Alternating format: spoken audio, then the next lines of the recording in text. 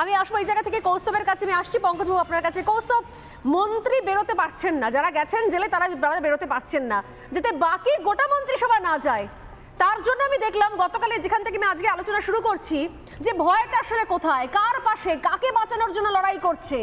চাচা আপন প্রাণ বাঁচা এই মুহূর্তে রাজ্যের শাসক দলের নয় কি কৌস্তব? চাচা চাচি সবাই এখন নিজের প্রাণ বাঁচাতে ব্যস্ত। এখন সমস্যাটা হচ্ছে এই যে যারা এই কথাগুলো বলছেন, এত খাটাখাটনি করতে হয় না তো। ইউটিউবে মোটামুটি প্রচুর এ থেকে আপলোড হয়েছে কালকের এই কোর্টের প্রসিডিংটা, শুনলেই তো বোঝা যাবে যে রাজ্য সরকার কি বলেছিল। আর রাজ্য সরকার, আমি কালকে এটা মামলাটা যখন শোনার পরে আমি কালকে পোস্ট করেছিলাম এই বিষয়টা নিয়ে, যে গত কালকে না পরশু দিনকে এটা পোস্ট করেছিলাম, যে সেটা হচ্ছে যে এই রাজ্যের যে বিষয়টা সেটা হচ্ছে মুখ্যমন্ত্রী মঞ্চে দাঁড়িয়ে কুমিরের মতন কাঁদছেন। কি কান্না তার! চাকরি চলে গেল, আহারে আমি সবার জন্য এত করলাম তারপরেও চাকরি চলে গেল। অথচ যখন সুপ্রিম কোর্টে মামলা হচ্ছে তখন রাজ্য সরকারের আইনজীবীর ফার্স্ট প্রেরোগেটিভ হচ্ছে কি করে এই সমস্ত চোর মন্ত্রিসভাগুলোকে বাঁচানো যায়, সব চোর মন্ত্রিসভার সদস্যদের বাঁচানো যায়। তার অ্যাপ্রিহেনশন হচ্ছে যে এই ভোটের বাজারে যদি এইসব হয় গোটা মন্ত্রিসভা জেলে চলে যাবে, তুমি যেন তেন প্রকারে একটা স্টে দাও। একটা জায়গা আছে খুব ইম্পর্টেন্ট, এক তো হচ্ছে চাকরি হারাদের বিষয়ে কথা তো বলেননি, দ্বিতীয়ত এক জায়গায় যখন অন্য একজন অ্যাডভোকেট এই বিষয়টা নিয়ে উত্থাপন করলেন তখন উনি বললেন না ওটা খুব একটা ইম্পর্টেন্ট না, প্রথমে হচ্ছে আগে তুমি এটা স্টে দাও। মুখ্যমন্ত্রীর প্রেরোগেটিভ কি এটা থেকে সেখান থেকে বোঝা যায়। বারবার যে আমি একটা কথা বলি না, মুখ্যমন্ত্রীর মুখ আর মুখোশের মধ্যে আকাশ পাতাল তফাৎ। মুখ্যমন্ত্রী এই সমস্ত চাকরি হারাদেরকে শিখণ্ডী করে রাজনীতি করতে চাইছেন। মুখ্যমন্ত্রী যদি এই তার সদিচ্ছা থাকতো, কোর্টে দাঁড়িয়ে রাজ্য সরকারের আইনজীবী এই কথাটি প্রথমেই বলতেন যে যোগ্য যারা চাকরি হারিয়েছে তাদের জন্য আপনি স্টে দিন। কোনো বাক্য ব্যয় করেননি এই বিষয়টা। আজকে যারা যোগ্য চাকরিজীবী যারা ছিল, যারা আজকে তাদের চাকরি গেছে, তারা আজকে রাস্তায় হাহাকার করছে, কিন্তু মুখ্যমন্ত্রী তাদের সপক্ষে দাঁড়িয়ে শুধুমাত্র রাজনৈতিক মঞ্চে বক্তৃতা করছেন, কিন্তু কোর্টে দাঁড়িয়ে কোনো স্পেসিফিক ইনস্ট্রাকশন তাদের লয়ারকে দিচ্ছেন না যাতে স্টেটা প্রে করা হোক। চূড়ান্ত ন্যাক্কারজনক ঘটনা। রাজ্য সরকারের এই যে ভূমিকা, এটা জনসমক্ষে আমরা তুলে ধরবো। এই খুব ভালো হয়েছে এখন কোর্টের প্রসিডিং গুলো অনলাইন হয়ে যাওয়াতে এবং এই যে ক্লিপিংস গুলো পেয়ে যাওয়াতে, এগুলো তো সমস্ত মানুষকে আমরা দেখাবো। আমি তো এটাই বলছিলাম যে আপনি যে সরকারকে ডিফেন্ড করার জন্য বসেছেন প্যানেলে, সেই সরকারের আইনজীবীরা গতকাল যেটা খবর যখন সামনে আসার পর থেকে গোটা রাজ্য সকাল থেকে আমি নিজেও ফোন পাচ্ছি, যেখানে বাধ্য হয়ে শোটা করলাম, সবাইকার একই প্রশ্ন যে চাকরি প্রার্থীদের জন্য একটা যোগ্য হোক অযোগ্য হন তাদের জন্য একটা কোনো সহজ জবাব হলো না। আগাগোড়া রাজ্যের তরফ থেকে আইনজীবী তিনি লড়াই করে গেলেন শুধুমাত্র মন্ত্রিসভাদের বাঁচানোর জন্য। Shame on them, further hearing আছে, শেম, লজ্জা, শুধুমাত্র কেউ মন্ত্রিসভা অ্যারেস্ট না হয় তার জন্য।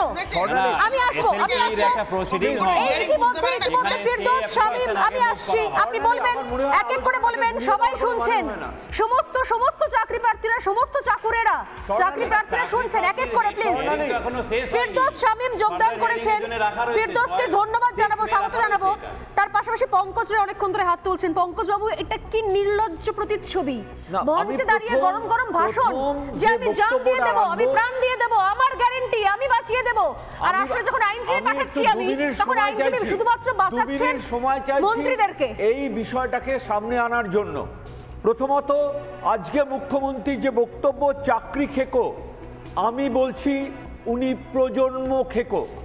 কেন? কারণ জেনোসাইড করা হয়েছে। জেনোসাইডের একটা মানে হচ্ছে গণহত্যা, আরেকটা মানে হচ্ছে কোনো জাতির বিলোপ সাধন। বাঙালি জাতির বিলোপ সাধন হয়েছে।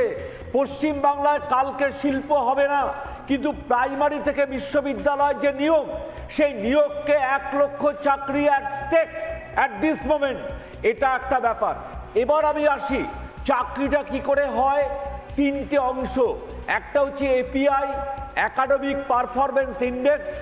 বহু যোগ্য চাকরি প্রার্থীর অ্যাপ্লিকেশন ইচ্ছাকৃত বাতিল করা হয়েছে।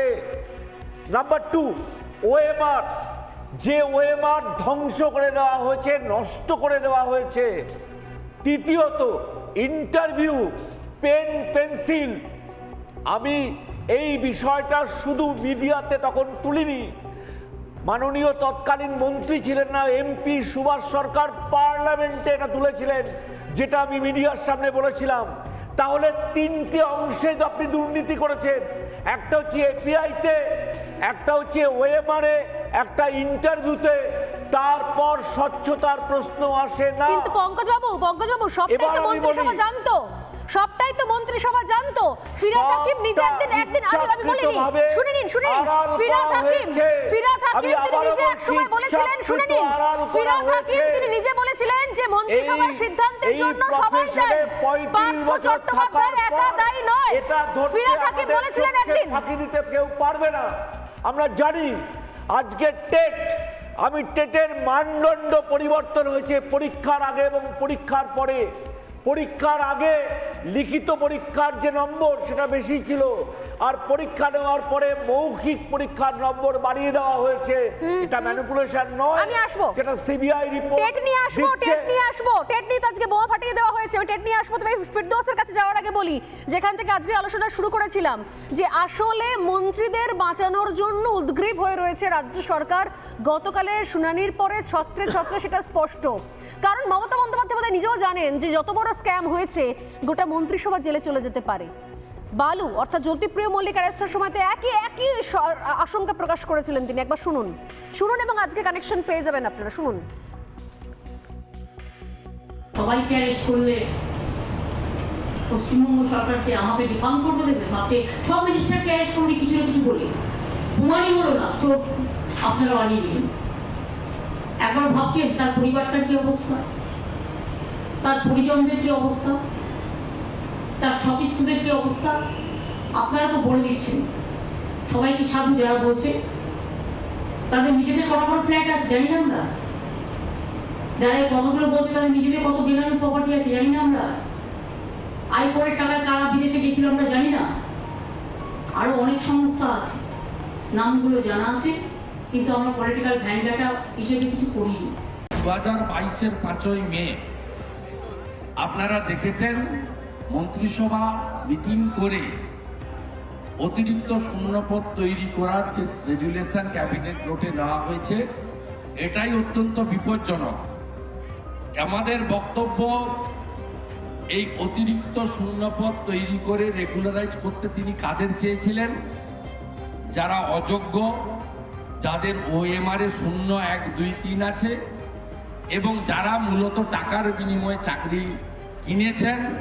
বিরোধী দলনেতা হিসেবে আমি চাই মন্ত্রিসভা জেলে যাক।